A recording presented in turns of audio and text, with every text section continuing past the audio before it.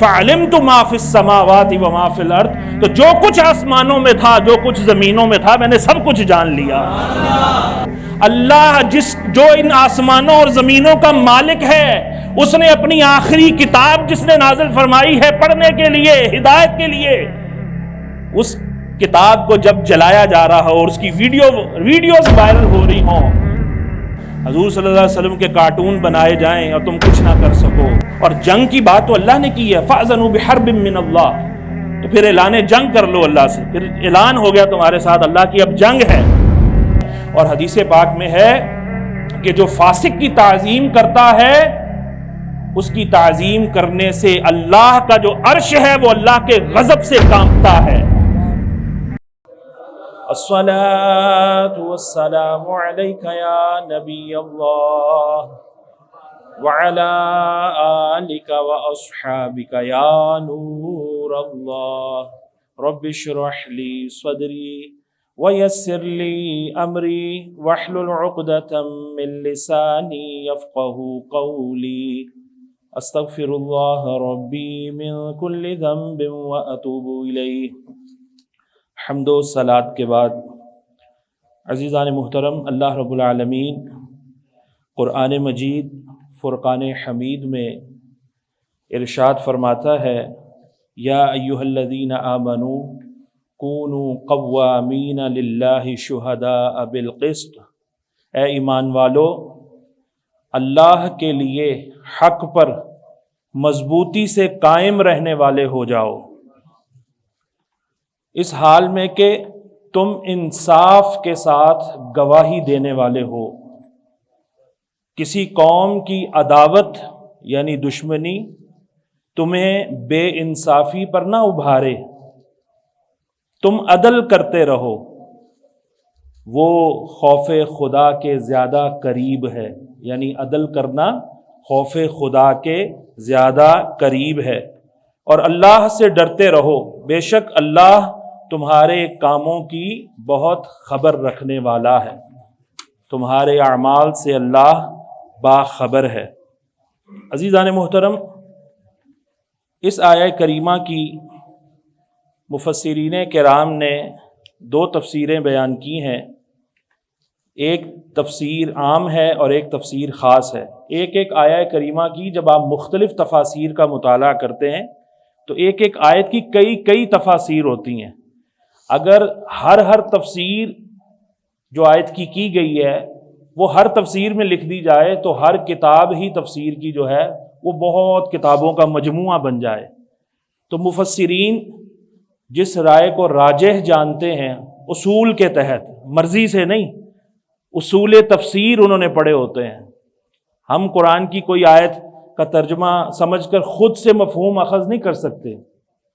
قرآن مجید اپنے مفہوم کو خود واضح کرتا ہے، اور آیات پر یا احادیث طیبہ کے ذریعے سرکار صلی اللہ علیہ وسلم نے اس کی تفسیر بیان کی کہ اس آیہ کریمہ کی یہ تفسیر ہے، یہ معنی ہے اس کا۔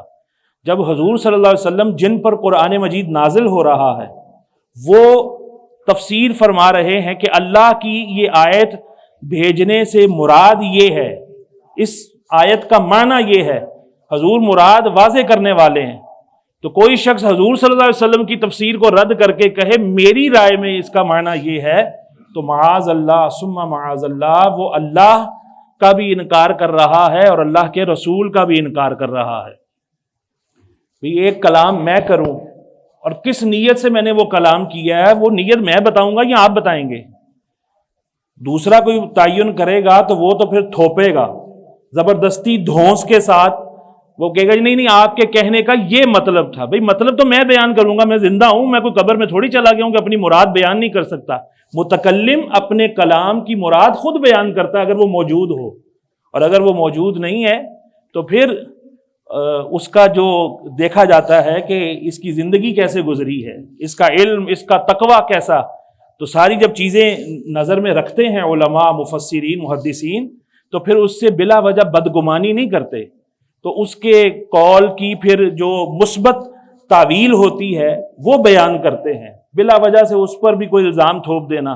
اور اگر کوئی لکھنے والا گمراہ ہے، بد مذہب ہے، اس کے نظریات ہی جو ہے وہ عجیب قسم کے ہیں، تو پھر اس کے بارے میں یہ رائے ایک نکالی جا سکتی ہے کہ ہو سکتا ہے اس کی مراد یہ ہو سکتا ہے اس کی مراد یہ ہو۔ تو یہ مراد بھی وہاں واضح کی جاتی ہے جہاں صراحت کے ساتھ کوئی حکم سمجھ نہ آ رہا ہو، جہاں پر اتنی گنجائش ہو کہ اس کی مراد کوئی اور لی جا سکتی ہو۔ جہاں حکم واضح ہے تو وہاں بلا وجہ اس واضح اور صحیح حکم کو چھوڑ کر ہم کسی اور طرف نہیں جائیں گے۔ تو یہ اصول ہیں، جو پڑھتا ہے، جو اس سے واقف ہوتا ہے، وہی اس کا جو ہے اہل ہوتا ہے کہ وہ اس میدان کے اندر قدم رکھے۔ تو یہ اللہ کی کتاب ہے۔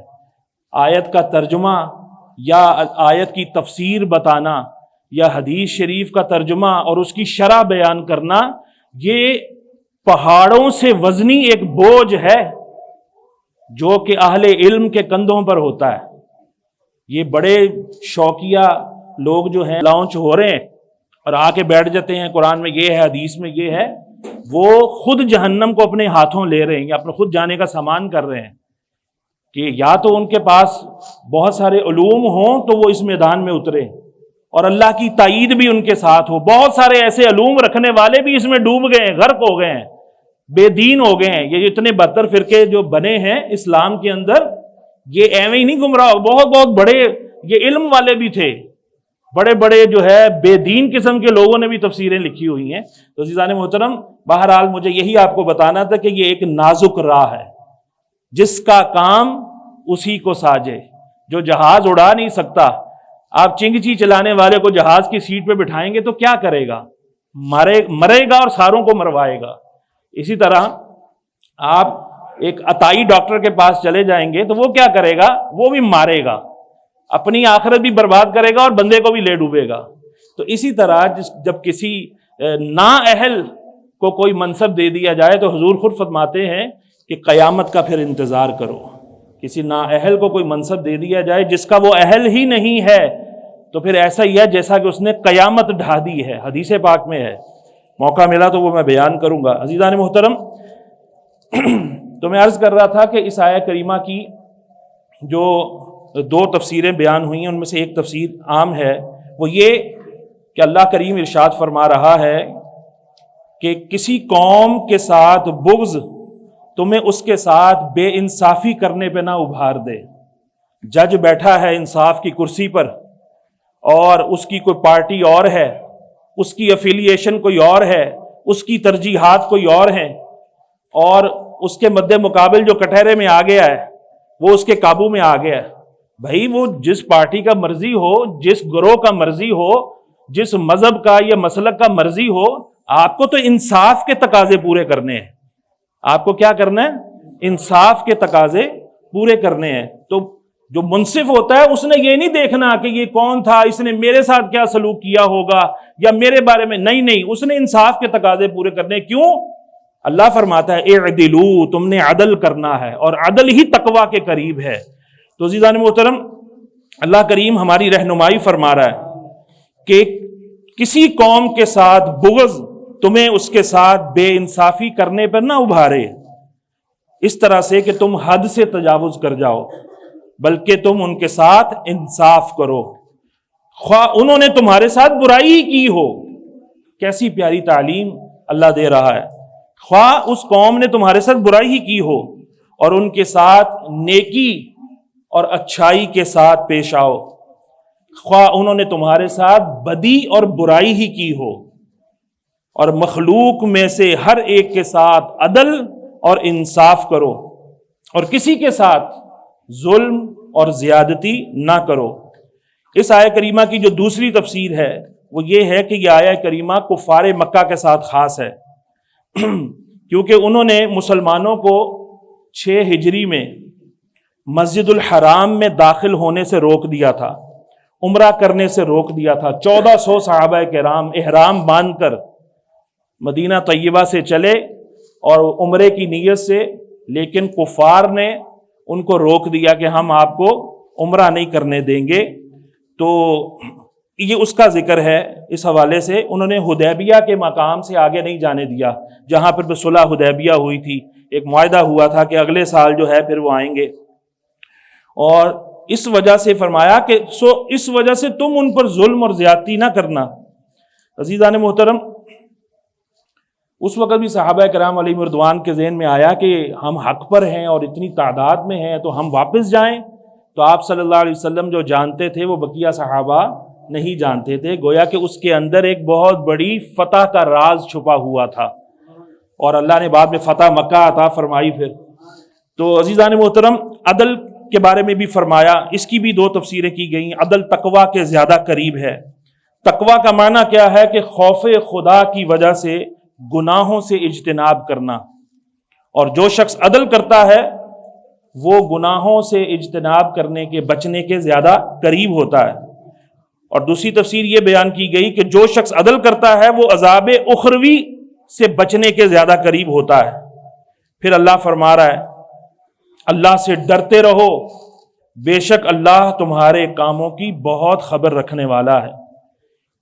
تو اگر تم نے کسی کے خلاف جھوٹی گواہی دی یا کسی کے حق میں جھوٹی گواہی دی اور بے انصافی کی تو وہ اللہ سے مخفی نہیں ہے. عزیزان محترم، یہ آیہ کریمہ اس پر بہت سے ہمارے مسائل کا مدار ہے. آج جھوٹی گواہیاں عام ہیں، جھوٹ عام ہیں، نا انصافیاں عام ہیں. عدالتوں میں، کچہریوں میں، تھانوں میں لوگ بڑی آسانی سے جھوٹی گواہیاں دے دیتے ہیں. جو واقعہ نہ دیکھا ہوتا ہے نہ سنا ہوتا ہے اس کے بارے میں کوئی شخص کیسے گواہی دے سکتا ہے؟ نہ وہ مسموعات سے ہے نہ وہ مبصرات سے، نہ ہی اس نے کچھ سنا ہے اور نہ ہی اس نے کچھ دیکھا ہے، تو وہ گواہی کیسے دے گا؟ اور اللہ کریم نے اپنے محبوب صلی اللہ علیہ وسلم کو فرمایا کہ آپ کو میں نے ان پر گواہ بنایا، آپ کی امت پر اور ساری امتوں پر گواہ بنایا ہے. تو دنیا میں ہم کسی ایسے کو گواہ نہیں بنا سکتے جس نے واقعہ دیکھا نہ ہو اور سنا نہ ہو. تو اللہ کریم نے ساری امتوں پر، سارے نبیوں پر اپنے محبوب صلی اللہ علیہ وسلم کو گواہ بنایا. تو یہ کیسے بنا لیا؟ گویا کہ اللہ رب العالمین نے آپ کو سب کچھ بتا بھی دیا، سنوا بھی دیا اور دکھا بھی دیا، تبھی تو گواہی ویلڈ ہے. دنیا میں عام گواہی ایسے ویلڈ نہیں ہوتی. تو اللہ اتنی بڑی گواہی جو قائم کرے گا وہ بغیر دکھائے بغیر سنائے ہی اللہ گواہ قائم کر دے گا. اللہ تعالیٰ قرآن مجید میں جگہ فرماتا ہے الم ترا، کیا اے محبوب آپ نے نہیں دیکھا کہ میں نے ہاتھی والوں کے ساتھ کیا کیا؟ اے محبوب کیا آپ نے نہیں دیکھا میں نے قوم عاد کے ساتھ کیا کیا؟ کیا آپ نے نہیں سنا؟ یہ نہیں اللہ فرماتا الم ترا، ترا لم ترا، یہ رؤیتن سے یہ صیغہ ہے، مخاطب کا صیغہ ہے، اور اللہ رب العالمین اس پر استفہام انکاری داخل کر کے فرما رہا ہے محبوب کیا آپ نے دیکھا نہیں؟ تو سوال ہوتا ہے کہ آپ صلی اللہ علیہ وسلم تو کتنی دیر بعد پیدا ہو رہے ہیں اور اللہ فرما رہا ہے کہ آپ نے دیکھا نہیں. اور اللہ تو کوئی لفظ بھی بغیر کسی مقصد کے بیان نہیں کرتا، اور اللہ کے کلام میں تو کذب کا تو شبہ بھی نہیں ہے. تو گویا اللہ رب العالمین نے سب کچھ اپنے محبوب کو دکھا دیا تھا. حضور فرماتے ہیں نا کہ میں نے رب کو جب دیکھا تو رب کریم نے اپنا دست قدرت میرے فوضع یدہ بین کتفی، اللہ کریم نے اپنا دست قدرت میرے شانوں کے درمیان رکھا، میرے شانوں کے درمیان. فعلمت ما فی السماوات و ما فی الارض، تو جو کچھ آسمانوں میں تھا جو کچھ زمینوں میں تھا میں نے سب کچھ جان لیا. تو وہ کون سی دیوار رہ گئی کہ جس کے پیچھے وہ گمراہ لوگ کہتے ہیں کہ دیوار کے پیچھے کا علم نہیں تھا؟ وہ کون سا ہار رہ گیا زمین و آسمان سے باہر جو کسی سواری کے نیچے تھا تو آپ صلی اللہ علیہ وسلم نے کسی حکمت کے تحت وہاں پر نہیں بتایا؟ اللہ کے حکم کے بغیر تو آپ بولتے نہیں، کلام نہیں فرماتے. تو کسی کو گمراہ عقیدہ بنانے کی ضرورت پڑ گئی کہ حضور صلی اللہ علیہ وسلم کو علم ہوتا تو فلاں جگہ پہ جواب کیوں نہ دیا، یہ علم ہوتا تو یہ کیوں. کتنی جسارت اور جرت ہے ان لوگوں کی کہ جو اللہ کے نبی کے علم پر اعتراض کرنے تل پڑے ہیں. وہ کون سا ترازو انہوں نے ایجاد کر لیا ہے کہ اپنے نبی کا علم تول رہے ہیں، اپنے نبی کا علم تولنے کی وہ جرت اور جسارت کر رہے ہیں. تو اللہ ایسے گمراہ کن لوگوں اور گمراہ عقیدہ رکھنے والوں سے ہم الحمدللہ بھولے بھالے مسلمانوں کو محفوظ فرمائے. تو عزیزان محترم، جھوٹی گواہی تو دینی نہیں، کبھی بھی نہیں دینی. وہ بہت بڑا گناہگار ہے وہ شخص جو جھوٹی گواہی دیتا ہے اور جو ناانصافی کرتا ہے، جو عدل کے تقاضے پورے نہیں کرتا. عزیزان محترم، یہ عادل اور منصف بننے کا شوق جو ہے نا، یہ بھی نہیں پالنا چاہیے. بلا وجہ ہر بندہ جو ہے وہ چیئرمین بننے کی کوشش کرتا ہے کسی مارکیٹ میں، کسی جناب خاندان کے اندر. جی ہم فیصلہ کرائیں گے. بھائی فیصلہ کرانے کے اصول بھی ذرا جان لیجئے، کہیں ایسا نہ ہو کہ یہی فیصلہ آپ کو جہنم پہنچانے کے لیے کافی ہو جائے۔ آپ نے کون سا فیصلہ کرنے میں کوئی مہارت حاصل کی ہے؟ اور ہمارے بھی جو فیصلے ہو رہے ہیں قرآن و حدیث سے متصادم ہوتے ہیں، کئی فیصلے ایسے ہوتے ہیں، قانون ہی کئی ایسے ہمارے بنے ہوئے ہیں کہ جو قرآن سے براہ راست ٹکرا رہے ہیں۔ ہمارا ملک ہی سارا سودی نظام پہ چل رہا ہے اور اللہ سے جنگ۔ ہم کامیاب ہونا چاہتے ہیں، ہم دنیا میں فلاح پانا چاہتے ہیں، ہم مسلم امہ کیا پوری اقوام عالم کا لیڈر بننا چاہتے ہیں، کیوں ہم سب کی رہنمائی کریں گے؟ اور پلے ہمارے کیا ہے کہ ہم نے ایک طرف اللہ اس کے رسول سے جنگ کا محاذ کھولا ہوا ہے، اور یہ دوسرے محاذ تو کوئی چیز ہی نہیں ہے۔ اس کے لیے تو بغیر شمشیر کے بھی مومن کسی سے ٹکرا جائے نا، وہ ان کی شمشیروں پر حاوی ہو جائے گا۔ لیکن یہ جو محاذ ہے اللہ اور اس کے رسول سے جنگ کا، کہ سود کے اندر سارے جو ہیں وہ لتے پڑے ہیں، جس کے لیے نبی پاک صلی اللہ علیہ وسلم نے فرمایا کہ سود کے ایک میں ہے 70 گناہ ہیں، ایک میں ہے 36 گناہ ہیں، اور سب سے ہلکا گناہ کیا ہے کہ اپنی ماں کے ساتھ بدکاری کرنا۔ کتنی ہمت ہے ان لوگوں کی، تو ویسے ماں کے پاؤں چومتے ہوں گے شاید اگر اللہ نے توفیق دی ہو، اور ویسے سود کے لیے پیسہ لین دین کر کے، ایسے فکس ڈپازٹ کرا کے یا سودی معاہدوں کے اندر اپنے آپ کو جکڑ کے، دوسرے معنوں میں اپنی ماں کے ساتھ بدکاری کرنے کا وہ فعل جو ہے گویا کہ کر رہے ہیں۔ یہ حضور صلی اللہ علیہ وسلم نے مثال دی ہے، اور جنگ کی بات تو اللہ نے کی ہے، فَأْذَنُوا بِحَرْبٍ مِّنَ اللَّهِ، تو پھر اعلان جنگ کر لو اللہ سے، پھر اعلان ہو گیا تمہارے ساتھ اللہ کی اب جنگ ہے۔ تو جس کی اللہ سے جنگ ہو اس کی معیشت بتائیں وہ آسمانوں پہ جائے گی کہ وہ جہنم کے گڑھوں میں جائے گی۔ تو لہذا جب تک ہم ان لوگوں کو چنیں گے جو سود لور ہیں، سود کا نظام جو 75 سال سے نہیں چینج کر سکے، تو پھر دیکھیے پھر کامیابی ملے گی یا ہلاکت اور تباہی اور بربادی، اور پوری دنیا کے اندر جو ہے رسوائی، کہ اللہ نے بھکاری بنا دیا، اللہ نے منگتا بنا دیا، ذلیل اور رسوا کر دیا۔ کیوں؟ کیونکہ اللہ سے جنگ ہے کہ ہم تو سودی نظام چاہتے ہیں اور سودی نظام والوں کو لانا چاہتے ہیں۔ عزیزان محترم، اللہ رب العالمین نے کئی مقامات پہ فرمایا کہ تم میں سے 2 نیک شخص شہادت دیں، گواہی دیں، نیک لوگ۔ پھر فرمایا تم آپس میں خرید و فروخت کرو تو گواہ بنا لیا کرو۔ پھر فرمایا تم اپنے مردوں میں سے 2 شاہد طلب کر لیا کرو، یعنی گواہی دینی۔ تو اسی طرح جو ہم نمائندے منتخب کرتے ہیں، اب کیونکہ موقع ہے، اس موقع کی مناسبت سے وہ میں نے یہ تفسیر تبیان القرآن ہے، بہت ہی پیاری 13 جلدوں پر مبنی یہ تفسیر ہے، اس کے اندر علامہ غلام رسول سعیدی رحمۃ اللہ تعالی علیہ انہوں نے بہت پیاری تحقیق کی اور حدیثیں کچھ جمع کی ہیں، وہ موقع کی مناسبت سے میں آپ کے گوش گزار کرتا ہوں۔ بعض علماء نے کہا کہ یہ ووٹ دینا جو ہوتا ہے یہ گواہی ہوتی ہے، کہ آپ گواہی دے رہے ہیں کہ جناب یہ بندہ اہل ہے اور اس کو منتخب ہونا چاہیے، یہ قرآن و سنت کے نظام کو نافذ کرے گا، یہ قرآن کے خلاف اور رسول اللہ کی سنت کے خلاف کوئی قانون نہیں بننے دے گا، یہ گواہی ہے۔ بعضوں نے کہا یہ وکالت ہے، کہ بھئی آپ وکیل بناتے ہیں کہ بھئی تم ہماری نمائندگی کرو اور کوئی ایسا قانون نہ بننے دینا ایوانوں کے اندر جو مسلمانوں کے، قرآن کے، اسلام کے خلاف ہو، یہ ایک وکالت ہے۔ بعضوں نے کہا کہ یہ ایک شفاعت یعنی سفارش ہے، کہ گویا کہ ہم سفارش کرتے ہیں، ووٹ دینے والا یہ سفارش کرتا ہے کہ فلاں امیدوار یہ ایلیجیبل ہے، نمائندگی کرے یہ ہماری۔ تو اللہ تعالیٰ فرماتا ہے وَمَن يَشْفَعْ شَفَاعَةً حَسَنَةً يَكُن لَّهُ نَصِيبٌ مِّنْهَا وَمَن يَشْفَعْ شَفَاعَةً سَيِّئَةً يَكُن لَّهُ كِفْلٌ مِّنْهَا، یعنی جو شخص اچھی اور سچی سفارش کرے گا تو جس کے حق میں سفارش کی ہے اس کے نیک عمل کا حصہ اس کو بھی ملے گا جو سفارش کر رہا ہے اس کی۔ اور جو شخص بری شفاعت کرے گا، بری سفارش کرے گا، کسی برے کو، بد چلن کو، بد کردار کو، کسی کرپٹ کو، جس کا ہمیں یقین بھی ہو، یہ نہیں کہ ہم نے ادھر سے سنا ادھر سے سنا ادھر سے سنا، ہمیں پتہ پتہ کوئی نہیں ہے اور ایسے ہی ہم نے جناب بولی وہی رٹ لی کہ یہ ایسا ہے، یہ ایسا ہے، یہ ویسا ہے۔ یہ کس کے پاس یہ کرائٹیریا ہے یہ جاننے کا کہ کون کرپٹ ہے اور کون نہیں ہے؟ وہ ایسا بھی ہو شخص سنی سنائی باتوں پہ نہ کرنے والا ہو۔ فرمایا جو بری سفارش کرتا ہے، یعنی کسی نااہل اور برے شخص کو کامیاب بنانے کی سعی کرتا ہے، کوشش کرتا ہے، فرمایا اس کو اس کے برے اعمال کا حصہ ملے گا۔ عزیزان محترم، اور بعضوں نے کہا کہ یہ ایسا نہیں ہے، یہ جھوٹی گواہی ہے۔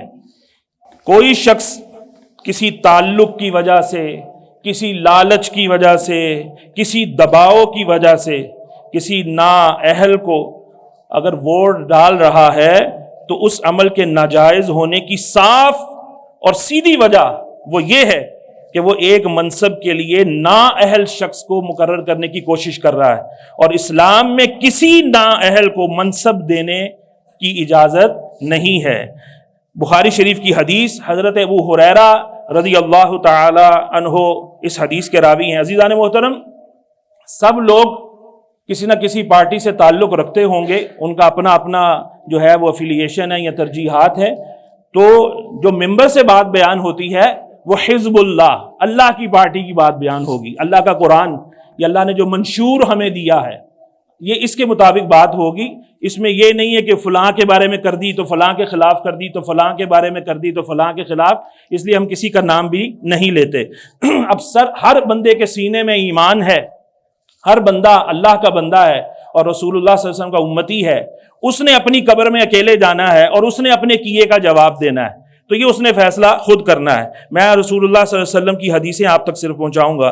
حضرت ابو ہریرہ رضی اللہ تعالیٰ عنہ اس حدیث کے راوی ہیں کہ ایک اعرابی، ایک دیہاتی حضور علیہ الصلوۃ والسلام کی بارگاہ میں آتا ہے اور پوچھتا ہے، سوال کرتا ہے، یا رسول اللہ صلی اللہ علیہ وسلم قیامت کب آئے گی؟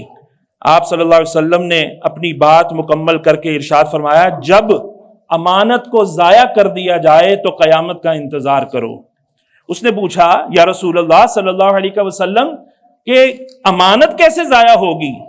تو آپ صلی اللہ علیہ وسلم نے فرمایا، جب کوئی منصب کسی نااہل کے سپرد کر دیا جائے تو پھر قیامت کا انتظار کرو۔ جب نااہل کے ہاتھ میں جب کوئی منصب آئے گا تو پھر وہ کیا کرے گا؟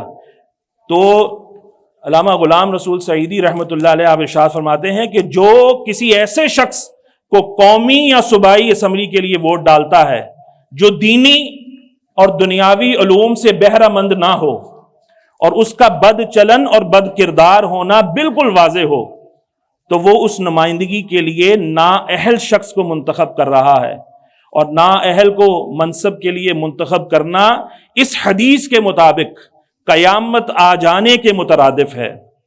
حضرت ابن عباس رضی اللہ تعالی عنہما بیان کرتے ہیں کہ رسول اللہ علیہ الصلوۃ والسلام نے فرمایا کہ جس شخص نے کسی آدمی کو کسی جماعت کا امیر بنایا، حالانکہ اس جماعت میں اس سے زیادہ اللہ کا فرما بردار کوئی اور موجود تھا، تو بنانے والے نے، یعنی کہ جس طرح پارٹیز میں بھی اس طرح ہوتا ہے کہ کوئی زیادہ اس کا مستحق ہوتا ہے کہ اس کو بنایا جائے، اس کا تجربہ بھی زیادہ ہے، اس کا علم بھی زیادہ، اس کا ویژن بھی زیادہ، اس کو اس فیلڈ میں گرپ بھی زیادہ ہے کہ وہ معاملات کو دیکھ سکتا ہے۔ وہ ذاتی معاملہ تھوڑی ہے اس کا، پوری قوم کے لیے اس نے فیصلے کرنے میں اپنا جو ہے وہ ترازو میں اپنا ووٹ ڈالنا ہے، یا اس نے بھی جہاں پر سینٹ میں ہوگا یا قومی اسمبلی میں ہوگا یا صوبائی اسمبلیوں میں ہوگا، تو اب وہ جتنے ہزاروں لاکھوں کے اوپر منتخب ہو کے وہ آتا ہے تو وہ ساروں کی نمائندگی کر رہا ہوتا ہے۔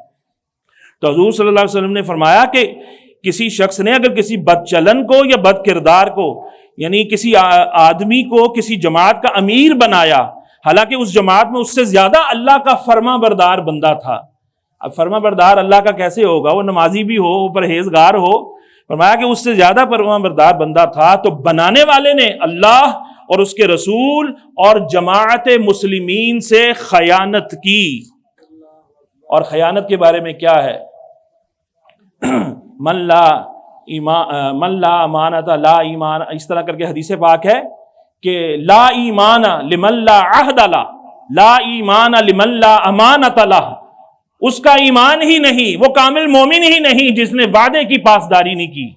تو ہمارے کتنے سارے لوگ وعدے کر کے جاتے ہیں اور اس کے بعد بھول جاتے ہیں، وہ کہتے ہیں بھیڑ بکریوں سے کیڑے مکوڑوں سے وعدہ لے کر ہم آ گئے، اب تم جانو اور ہمارے رستہ اور تمہارا رستہ اور، ہماری منزل اور تمہاری منزل اور، تمہیں تو 2000 دے دیے تھے، تمہیں تو 5000 دے دیے تھے، تمہاری تو نالی پکی کر دی تھی، تمہیں تو بریانی کھلائی نہیں تھی ہم نے، لہذا اب 5 سال تو ہم موج کریں گے، اب ہم پروٹوکول لیں گے، اب ہم جناب مزوں میں ہیں، ہم فری کوٹوں پہ حج کریں گے، اور تم تو کیڑے مکوڑے ہو۔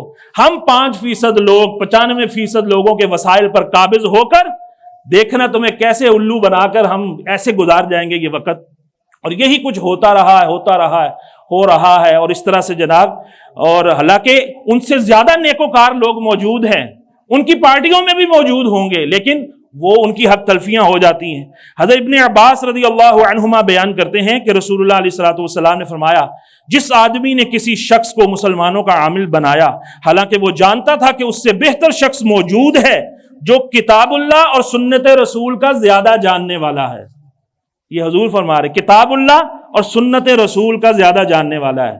آپ بتائیے کہ پارٹیز کے مینیفیسٹوز کے اندر یہ کتاب اللہ کا جاننے والا اور رسول اللہ کی سنت کو جاننے والے کتنے لوگ ہوتے ہیں؟ یہ تو شک ہی نہیں ہے۔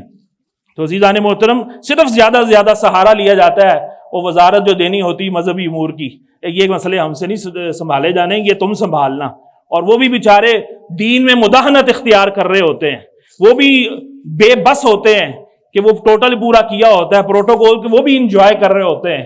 ان کو کہتے ہیں درباری ملا، ان کو کہتے ہیں سرکاری ملا، ان کو کہتے ہیں علماء سو، کہ جنہوں نے آنکھیں بند کر لیں، جس طرح کبوتر بلی کو دیکھ کر آنکھیں بند کر لیتا ہے نا کہ بلی نہیں ہے، حالانکہ بلی تو سامنے ہی ہوتی ہے، تو اسی طرح ان کو کوئی خلاف شرع کام ہوتا نظر نہیں آ رہا ہوتا۔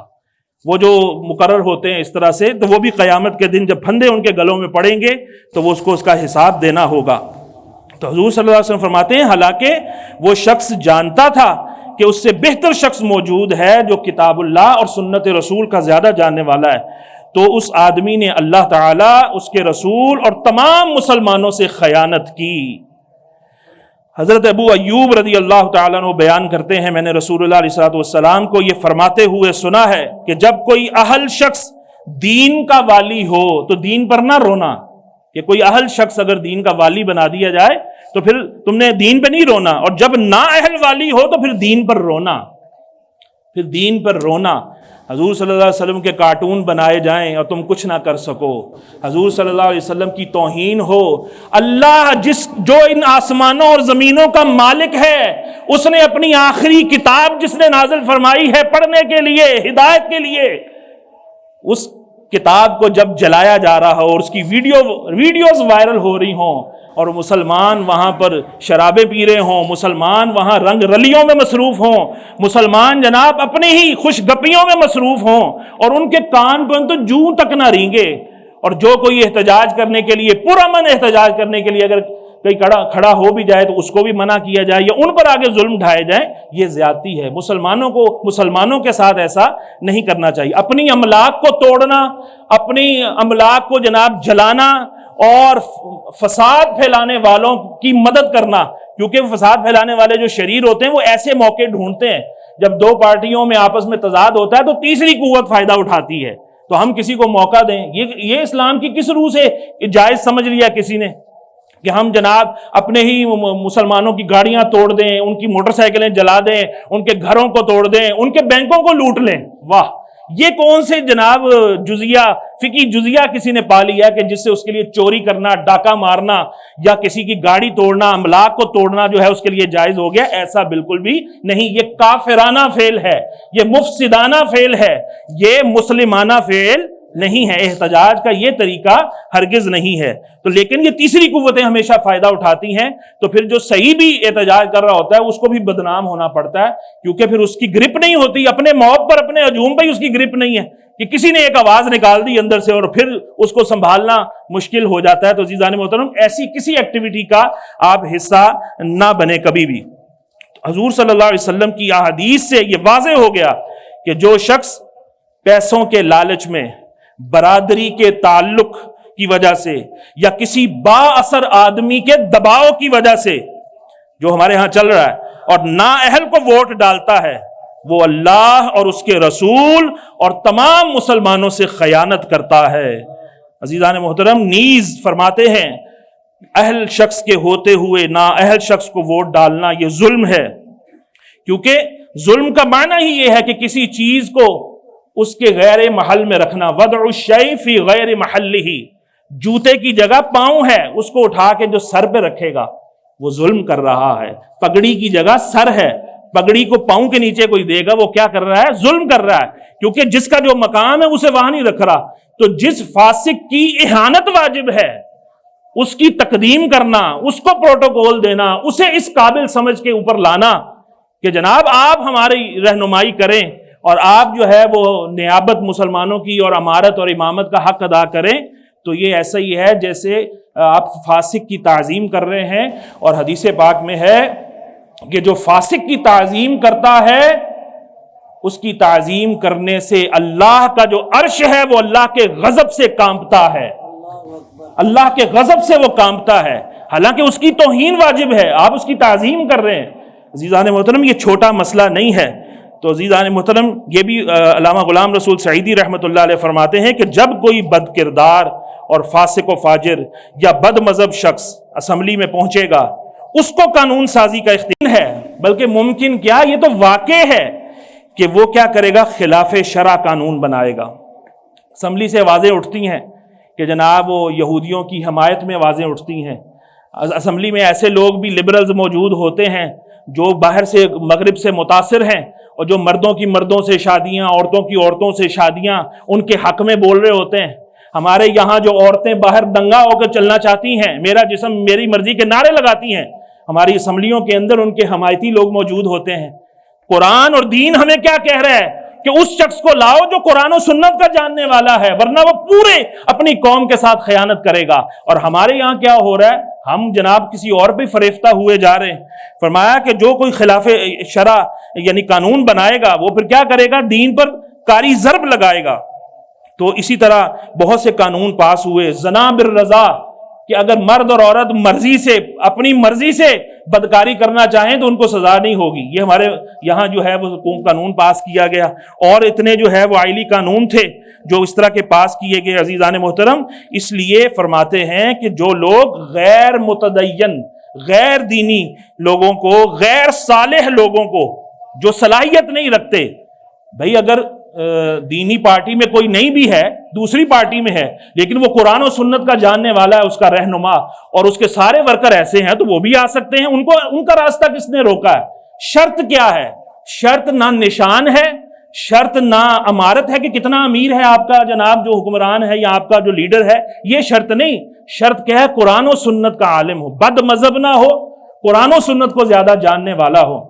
اور یہاں ہمارے جو لیڈران ہوتے ہیں، نہ ان کو نماز پڑھنی آتی ہے، نہ ان کو دین کے بارے میں کچھ بولنا آتا ہے، ان سے کوئی صورت سن لے تو وہ نہیں آ رہی ہوتی، ان سے جناب سرکار کے نام نہیں ادا منہ سے ہو رہے ہوتے ہیں، ان سے جناب کوئی چیز ہی نہیں ان کو پتا، ان سے کوئی پوچھ لیا جائے جناب وہ شرمندہ ہونے کے سوا وہ کچھ نہیں ظاہر کر سکتے۔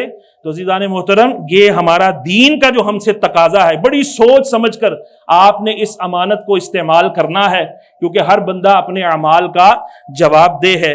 میں نے آپ کے سامنے جو ہے وہ کسی پارٹی کا میں نے نام نہیں لیا، لیکن رسول اللہ کی حدیثیں آپ تک پہنچا دی ہیں کہ بد کردار لوگوں کو منتخب نہیں کرنا، دیندار لوگوں کو کریں جو قرآن و سنت کو جاننے والے ہوں۔ اور دیندار کی یہ نشانی نہیں ہے کہ اس کے سر پہ پگڑی ہونا ضروری ہے، داڑھی ہونا ضروری ہے۔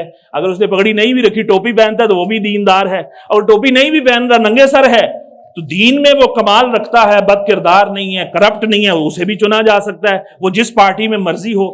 تو اس کا ہم نے اللہ کو جواب دینا ہے۔ اللہ تبارک و تعالی ہمیں اس امانت کو صحیح طور پر ادا کرنے کی توفیق عطا فرمائے۔